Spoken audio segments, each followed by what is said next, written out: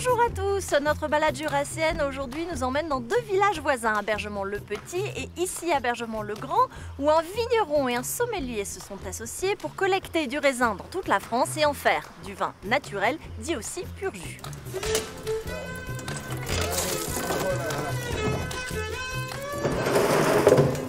Bonjour messieurs.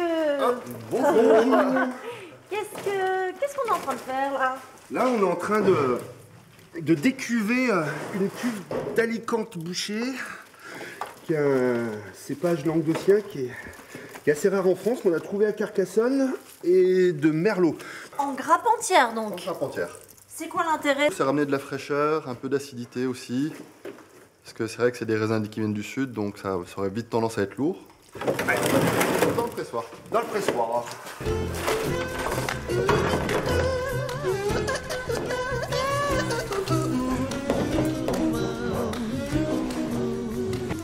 Donc le jus qui sort du pressoir arrive là dans cette cuve. C'est quoi l'intérêt de le mettre au soleil là? Et bien justement, là, le jus, quand on l'a pressé, il est à peu près à 10-12 degrés sûrement. Et donc là, on va profiter de la chaleur. Et pourquoi il faut le réchauffer? Pour que ça fermente bien, il faut qu'il y ait du dynamisme, de la chaleur, pour que les levures fonctionnent bien. Et parce qu'en dessous d'une certaine température, c'est plus les levures qui travaillent, c'est les bactéries. Et là, vu qu'on ne met pas de soufre dans nos vins, on n'annule pas ce phénomène-là, on laisse faire les choses. Et c'est beaucoup plus de travail encore? Plus de réflexion, mais mettre le vin là-dedans et laisser agir le soleil, enfin ça va. Vous y arrivez encore? On y arrive encore. Même en fin de vendange. Bon, on va voir à quoi il ressemble ce vin une fois en bouteille. Avec plaisir.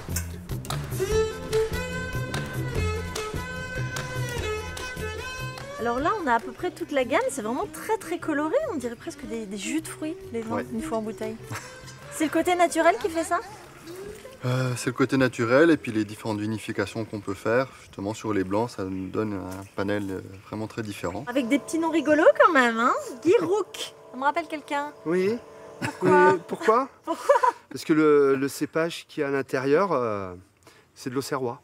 Ah, cool. Voilà. L'équipe de football. Voilà. Voilà, on rajoute des K. Voilà, on rajoute Voilà, des K un comme peu Carnage. comme Carnage. C'est Voilà. rigolo. Et les étiquettes aussi. C'est un artiste qui est un ami, qu'on connaît, Pessoa, nous met à disposition ses œuvres et on choisit dans ce qu'il a fait. Et qui vous achète aujourd'hui le vin Carnage? On vend beaucoup à l'export, on doit être au moins 90% à l'export. Export lointain. Mondial, ouais. Donc c'est une grande réussite ce que vous faites. On est content, ils ont essayé et ils reviennent. Donc voilà, c'est que ça doit plaire. 2020. Eh bien merci beaucoup messieurs et Merci. puis santé. Merci. Évidemment. Santé. When the chocolate cake you eat, Papa's gonna buy you puppy sweet. And if that puppy won't bark, Papa. Nous avons fait 2 km, nous sommes maintenant à Bergemont-le-Petit. Et ce qu'on va presser dorénavant, ce sont des pommes avec vous, Michael Paris. Bonjour. Bonjour. Alors elles viennent d'où ces pommes?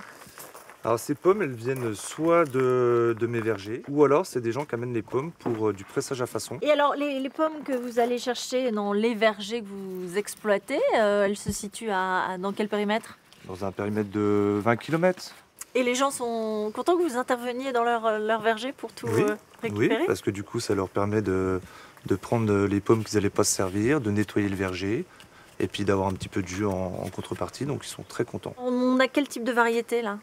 Alors il y a quasiment toutes sortes de variétés, pour avoir un petit peu d'acidité, un peu de sucre et de la douceur.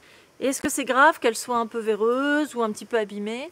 Quand c'est bien ferme, etc., même s'il y a ça, c'est vraiment pas grave du tout. Bon bah alors on va voir comment on fabrique le Ouais. jus.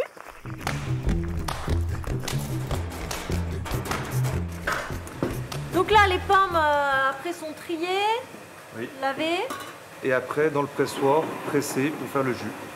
tout simplement, rien d'autre. Je laisse décanter un petit peu pour faire déposer les dépôts. Et ensuite, le jus clair passe dans le pasteurisateur et on met en bouteille, c'est chaud, on capsule et après c'est fini. Et après ça se garde au minimum 2 ans. Alors ça là on est sur du jus de pomme pur, Oui. mais là on a préparé un petit mélange, parce que ça c'est la petite touche. Ouais. Donc là c'est un pomme, carotte, citron, gingembre. Donc on a vu une récolte vraiment en proximité, vente en proximité. Pourquoi c'est important comme ça le local? Voilà, parce que je pense que du jus de pomme, il n'y a peut-être pas besoin d'en vendre très loin, alors qu'il y en a un peu dans tous les secteurs. L'idée justement, c'est de grandir encore ou pas forcément? Non, c'est de rester petit, faire de la qualité, et puis tant que ça veut bien marcher, ça sera très bien comme ça. Allez, je goûte le pomme, carotte, citron, gingembre. Alors on sent pas trop le gingembre, mais enfin on le sent mais il pique pas. On en met juste tout ce qu'il faut. C'est très équilibré, c'est très bon. Merci beaucoup Merci Mickaël. à vous. Décidément, on aura goûté de très bonnes choses aujourd'hui. Je vous dis à très bientôt pour un nouveau rendez-vous chez vous.